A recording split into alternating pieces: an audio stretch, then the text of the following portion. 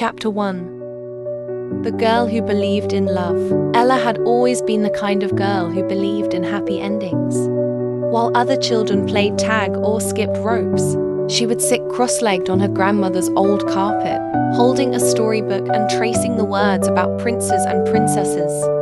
She never got tired of those tales, the ones where love conquered everything, where no matter how dark the forest or how cruel the curse, two hearts always found their way back to each other. By the time she turned 13, she had already filled journals with doodles, of hearts and daydreams, of the kind of love she imagined would one day come knocking on her door. To her, love was magic. Love was the reason behind soft smiles, warm hugs, and the fireflies that lit up the night. She never doubted it. Not once. Her first crush was Daniel, the boy who sat 2 rows ahead of her in high school. He had hair that flopped into his eyes and a laugh that made her heart flip. For months, she wrote his name in the margins of her notebook, pairing it with hers as if testing out how it would look together. Daniel became the first boy she dared to imagine a forever with. When he finally asked her to the school dance, she thought her heart might burst from happiness. She spent hours in front of her mirror, curling her hair, practicing smiles, and wondering if he'd hold her hand.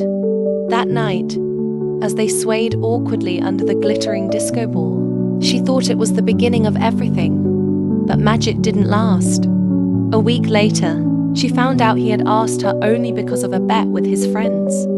The memory of them laughing in the hallway while she walked past, cheeks burning with humiliation, stayed with her long after the dance was over. She cried into her pillow that night. But even then, a part of her held on to hope. Maybe that was just a mistake.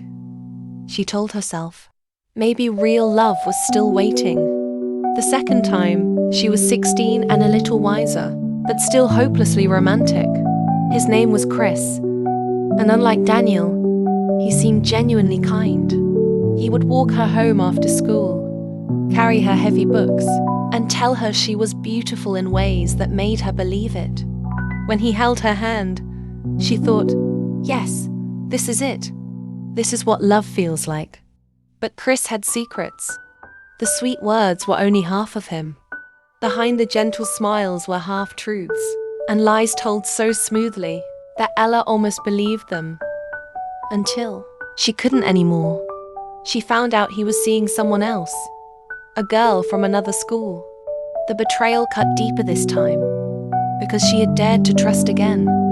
She had dared to think love could be safe. By the time she was 19, she promised herself she would be more careful. Love was still worth it, she thought, but maybe she had to guard her heart better. Then she met Adrian. He was older, charming, and everything her young heart thought it wanted. With him, it wasn't just butterflies and long walks. It was stolen kisses, late-night conversations, and plans for a future that felt so real she could taste it. For once, Ella allowed herself to dream big. She imagined marrying him, imagined waking up to his face for the rest of her life. She had never been so sure of anything, until she found out he was already engaged to someone else. That was the heartbreak that shattered her. Ella remembered the way her world went silent the night she discovered the truth. The texts she read on his phone, the lies he tried to patch together, flimsy as paper. She didn't scream. She didn't cry in front of him. She just walked away. And when she finally reached her room, the tears wouldn't stop. It felt like something inside her had cracked, and no amount of tape or glue could piece it back together.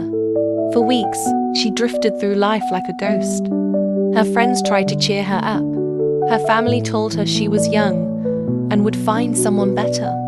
But to Ella, it felt like love itself had betrayed her. The girl who once believed in fairy tales could no longer look at the word love without flinching. One night, when sleep refused to come, she reached for her laptop. She wanted a distraction, anything that didn't remind her of him.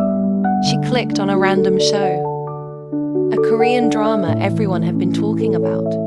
At first, it was just background noise to fill the silence of her room. But before long, she was sitting up, eyes glued to the screen. There he was, the male lead, gentle, kind, and flawed in the most human way. When he looked at the heroine, with a tenderness that seemed to melt every wall she had built around herself, Ella felt her chest tighten. She cried when he cried.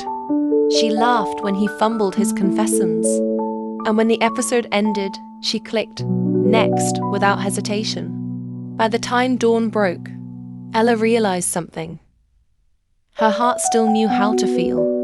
It was fiction, yes. The man on the screen wasn't real. But the comfort he gave her, the hope he stirred in her chest, it was real enough. For the first time since Adrian, she smiled without forcing it. That was the beginning of everything.